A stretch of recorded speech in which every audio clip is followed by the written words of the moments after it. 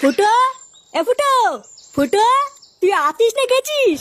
পটুদা, ফুটো তো সারাই দিচ্ছে না। পটল তোলেনি তো? আরে না, এই মাল পটল তোলার মাল না। ডাক ডাক, জোরে জোরে ডাক। ফুটো, এ ফুটো। কি রে ফুটো, তুই ঠিক আছিস তো? এ কি লেওরা, তুই আমার ঘরে কি করছিস? আগে ভালো করে চারিপাশে তাকিয়ে দেখ, তুই কোথায় শুয়ে আছিস। এই কি রে, আমি রাস্তায় কি করছি? সেটা তো আমারও প্রশ্ন, তুই রাস্তায় শুয়ে আছিস কেন? আমি আর ল্যাংচা তো সকাল সকাল ক্লাবের দিকেই যাচ্ছিলাম, তারপরে দেখলাম তুই রাস্তায় শুয়ে আছিস। তোল তোল, আমাকে তোল। নে, সবার আগে ক্লাবের দিকে চ, আগে একটু চোখে মুখে জল দিয়ে নিবি, তারপরে তুই কি করে রাস্তায় এসে শুলি ওইসব ভেবে দেখা যাবে। এ কি গো, রান্নাঘর থেকে মাছগুলো কোথায় গেল? কই গো, শুনছো? কি গো, ওঠো ওঠো। না, এ তো দেখছি মহাজালা। এই তুমি কি আমাকে একটু শান্তিতে ঘুমাতে দেবে নাকি দেবে না? আরে ঘুমাবে পরে, ওইদিকে তোর কিছুই নেই গো। কিছুই নেই মানে কি নেই? আরে কালকে তুমি যে জ্যান্ত মাছগুলো আজকে খাবে বলে কিনে এনেছিলে, ওইগুলো তো রান্নাঘরে কিছুই নেই গো। কেন, কালকে আমি তোমাকে বারবার বলেছিলাম না ভালো করে ঢেকে রাখতে?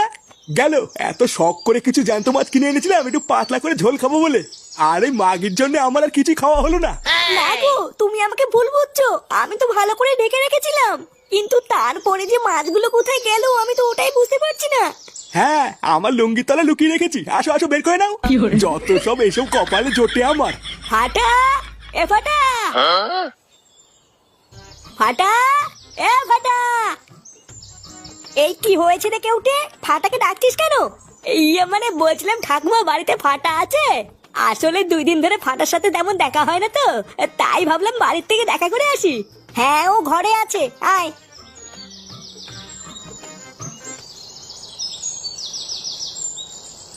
এই কি রে ফাটা, ঘরে তো অন্ধকার করে রেখেছিস কেন?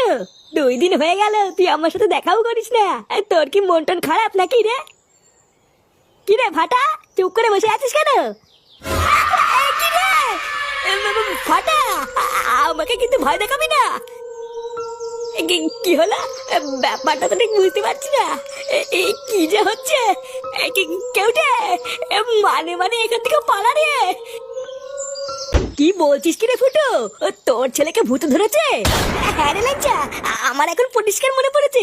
কালকে রাত্রিবেলা আমি ফাটার পেছন করতে করতে যাচ্ছিলাম, তারপর আমি নিজের চোখে দেখলাম রে, ফাটা একটা পেতনির রূপ নিল।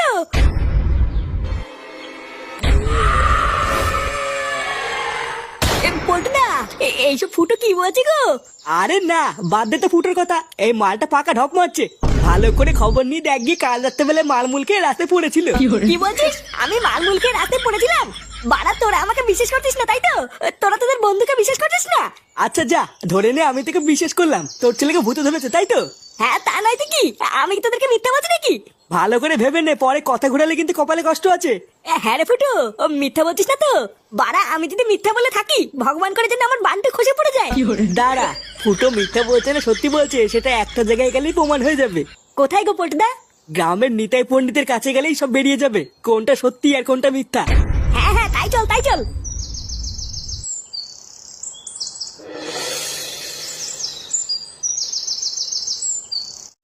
Kali kapali di wajib tersori, dom jendali jendal kali kali, dom kali kali kali, dom jendal kali kali, dom dom. কি বুঝলেন পণ্ডিত মশাই? তোমার এই বন্ধু ফুটো একদম ঠিক কথাই বলছে। দেখেছিস তো, এবার বিশেষ হলো আমি মিথ্যা বলিনি। ভরা অমাবস্যার সন্ধ্যায় তোমার ছেলের মাছ ধরতে যাওয়া একদম ঠিক হয়নি। ওই মাছ ধরে বাড়ি ফেরার পথেই তোমার ছেলেকে মেচো ভূতে ধরেছে। হ্যাঁ, একদম ঠিকই বলেছেন, কাল রাতে বলে আমি নিজের চোখে দেখেছি। ওই মেচো ভূত তোমার ছেলের কাছে মাছ চেয়েছিল, কিন্তু তোমার ছেলে দেয়নি। সেই রাগে রাগেই ও তোমার ছেলের ঘাড়ে উঠে বসে আছে।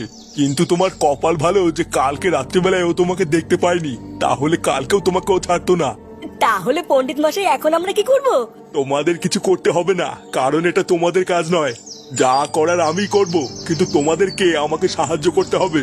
হ্যাঁ হ্যাঁ, আমি সব ধরনের সাহায্য করবো, আপনি শুধু আমার ছেলেটাকে বাঁচিয়ে নিন পণ্ডিত মশাই। তাহলে আমি কি বলছি তোমরা সবাই একটু মন দিয়ে শোনো।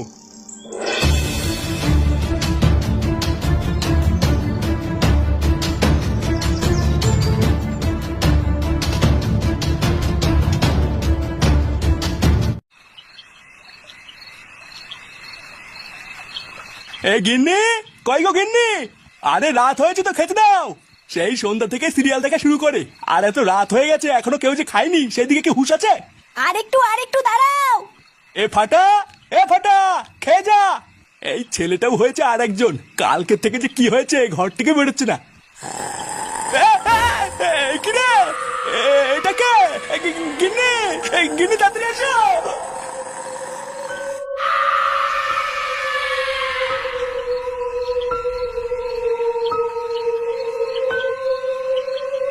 দাঁড়া, আমি সাধক নিতাই পণ্ডিত থেকে বলছি। যদি নিজের ভালো চাস তো এই বাচ্চার শরীর থেকে চলে যা। চলে যাবো আমার রাস্তা থেকে, না হলে তোকে মেরে তোর লাশের উপর দিয়ে যাবো। তোর এত বড় সাহস, তুই কার সামনে দাঁড়িয়ে কি বলছিস জানিস? আমি তোকে শেষবারের জন্য বলছি, এই বাচ্চার শরীর থেকে তুই চলে যা, না হলে এর ফল ভালো হবে না। তুই আমার কিচ্ছু করতে পারবি না, কিচ্ছু না। এবার তুই দেখ আমি কি করি। আমার রাস্তায় যে আসবে সে মরবে। চুদির ভাই, আমার ছেলেকে তুই বস করে কি ভেবেছিস? তুই বেঁচে যাবি? আজকে তুই শেষ। তোরা কেউ আমাকে আটকাতে পারবি না, কেউ না। ক্রিং ক্রিং ছট, মেচে ভূতের পুঙা মারা যা ফটফট। এনে